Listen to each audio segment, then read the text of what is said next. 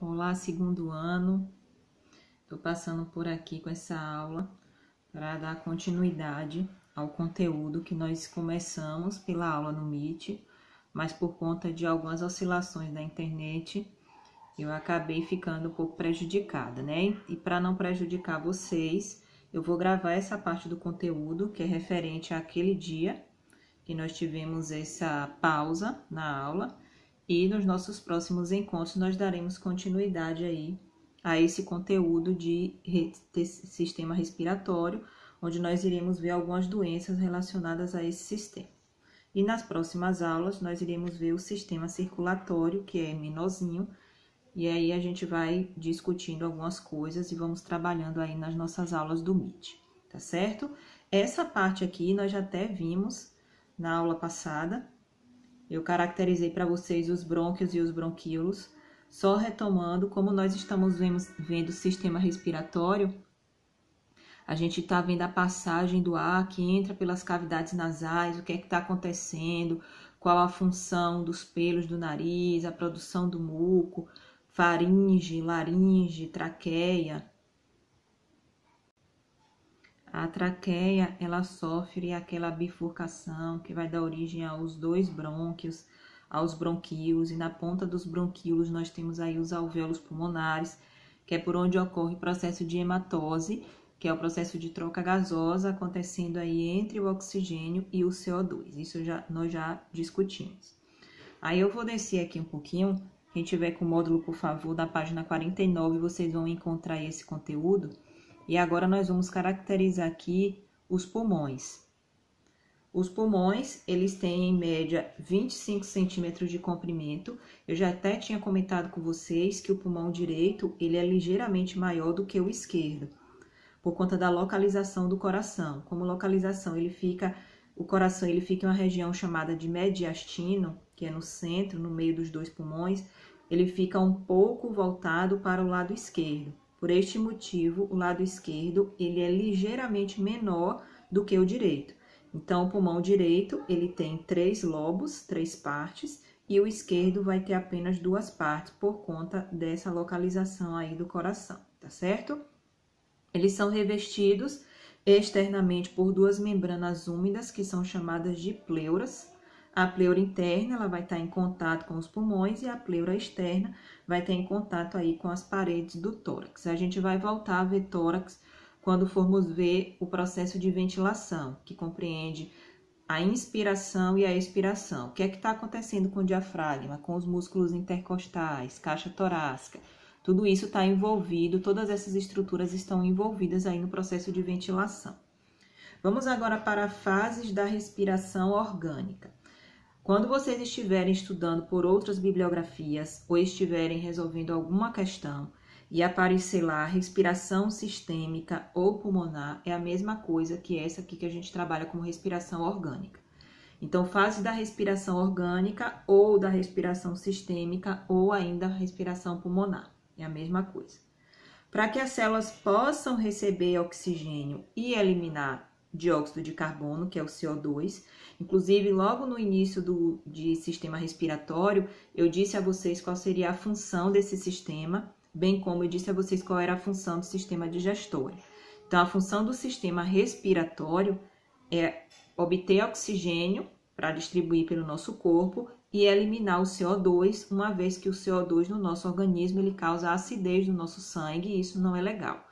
Então, se para a gente é ruim, o nosso corpo ele não se acostuma aí com esse meio. Então, a gente precisa jogar fora o CO2 e essa eliminação é feita através do processo de expiração.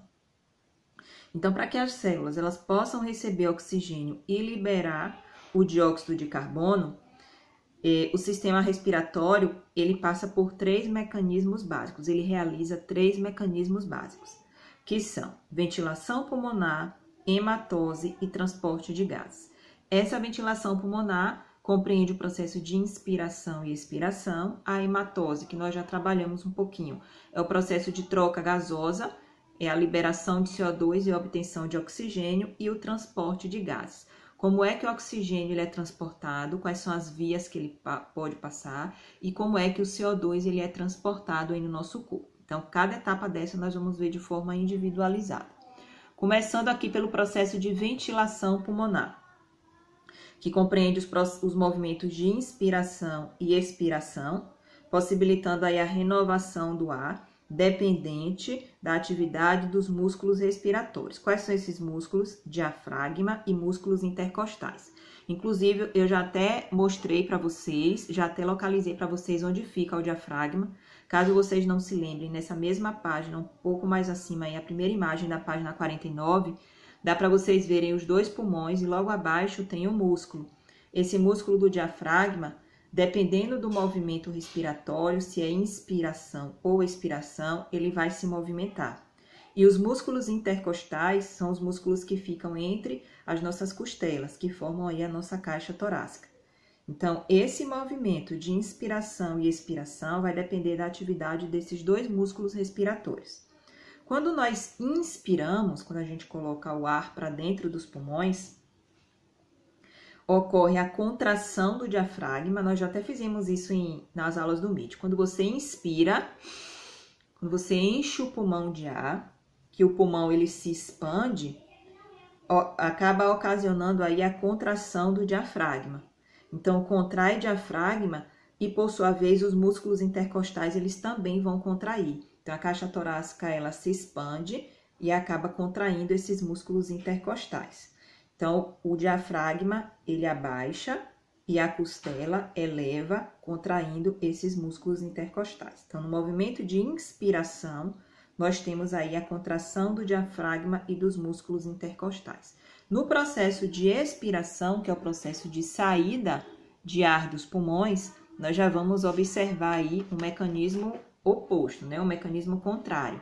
Então, quando nós expiramos, quando ocorre a saída de ar dos pulmões, o diafragma e os músculos intercostais, eles relaxam, o diafragma ele eleva, né? Ele volta para o seu lugar e as costelas elas abaixam, fazendo com que os músculos intercostais eles fiquem mais relaxados. Aqui embaixo vocês têm o processo de hematose. Dentro desse quadradinho vocês vão ver aí qual é o princípio do soluço. Depois vocês podem fazer uma leitura em casa. O que seria a hematose? A hematose é aquele processo de troca gasosa que acontece entre o oxigênio e o CO2. A difusão do oxigênio dos alvéolos para o sangue, simultaneamente à difusão do gás carbônico no sentido inverso. Traduzindo isso daqui para vocês. O processo de troca gasosa consiste em pegar o oxigênio que está lá nos alvéolos pulmonares e levar para a corrente sanguínea para que esse oxigênio possa ser distribuído pelo nosso corpo, para que nós possamos ter energia, ao mesmo tempo em que o CO2 é retirado do sangue, levado para os alvéolos pulmonares e é eliminado durante o processo de expiração. Então, durante a hematose, o oxigênio dos alvéolos vai para a corrente sanguínea e o CO2 da corrente sanguínea vai para os alvéolos para realizando aí o processo de expiração, que é a eliminação do CO2. Quando a gente for estudar sistema cardiovascular, eu vou mostrar a vocês que do lado direito tem um lado que é só vogal, tem um outro que é só consoante. Então, do lado direito é sangue venoso, rico em CO2. Do lado esquerdo, corre sangue arterial, rico em oxigênio. Então, de um lado só consoante, do outro só vogal. Quando a gente for falar de sistema circulatório, eu vou retomar isso que eu falei para vocês agora. Mas o que é que está acontecendo com o sangue venoso, que é rico em gás carbônico? Ele perde esse gás carbônico e recebe oxigênio. Como ele está recebendo oxigênio, ele se transforma em um sangue arterial. Quando nós formos estudar pequena circulação e grande circulação, vocês vão compreender qual é essa relação aí com o nosso sistema cardiovascular, tá beleza? E o transporte de gases é como esses gases eles são transportados pelo nosso corpo, quais são as vias que eles são transportados. Então, o transporte de oxigênio e dióxido de carbono vão ocorrer pela corrente sanguínea, só que eles não são transportados da mesma maneira.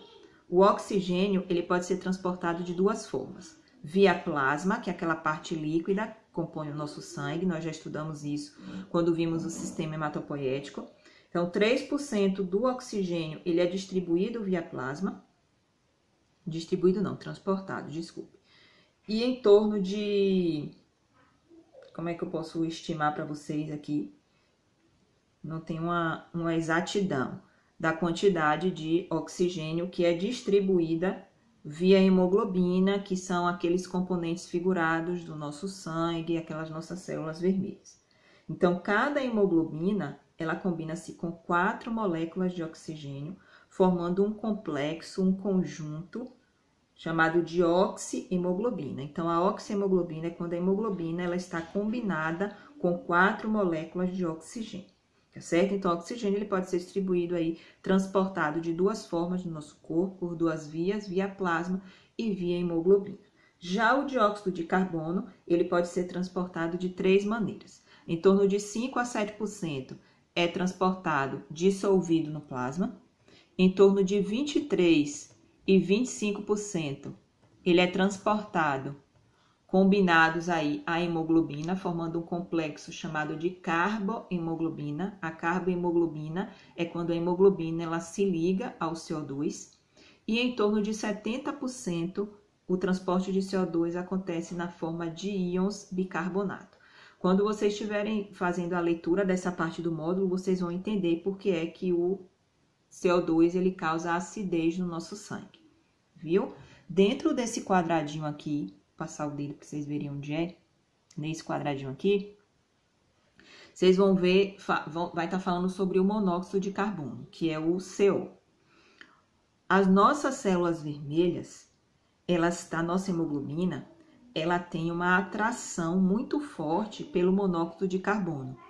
Só que o monóxido de carbono, ele é prejudicial à nossa saúde. Por quê? Porque quando a nossa hemoglobina se liga ao monóxido de carbono, a hemoglobina deixa de se ligar ao oxigênio. Então, isso pode levar o indivíduo à morte por asfixia. E esse monóxido de carbono, ele é liberado por conta dos motores, né? Da queima de combustíveis fósseis. Então, se vocês forem viajar em algum momento e vocês perceberem dentro dos túneis, tem várias instalações de ventilação, várias aberturas, e quando se tem engarrafamento dentro de túnel, o indicado é que desligue o carro, para evitar que o monóxido de carbono fique acumulado naquele ambiente fechado e possa provocar asfixia. É um princípio também que causa asfixia quando a gente dá a partida no carro logo de manhã em uma garagem toda fechada. E isso pode provocar asfixia. Por quê? Porque a nossa hemoglobina ela se sente muito atraída pelo monóxido de carbono. E quando ela se liga ao monóxido de carbono, o oxigênio não consegue mais se ligar. Fica bloqueado esse transporte do oxigênio. Por isso que pode provocar essa asfixia. Aqui embaixo vocês têm falando sobre o controle dos movimentos respiratórios, que é realizado através do bulbo raquidiano. Esse bulbo raquidiano é um órgão localizado lá no sistema nervoso central. Então, é ele que controla esse processo dos movimentos respiratórios. E isso vai acontecer por conta do acúmulo de CO2. Como eu disse a vocês, o CO2 no sangue, ele aumenta a acidez sanguínea. E como aumenta a acidez, o nosso corpo recebe essa informação que vai diretamente lá para o bulbo raquidiano e ele estimula esse processo de ventilação para que nós possamos eliminar o CO2 e diminua a acidez do nosso sangue. Tudo bem? Vamos aqui, eu não sei se eu vou... A gente na próxima aula, no presencial, eu vou falar com vocês sobre as doenças relacionadas ao sistema respiratório. Então, seria bom eu bater esse papo com vocês aqui, olhando para vocês, para caso surja alguma dúvida, a gente possa compartilhar juntos, tá certo? A gente se encontra, então, na próxima sexta-feira.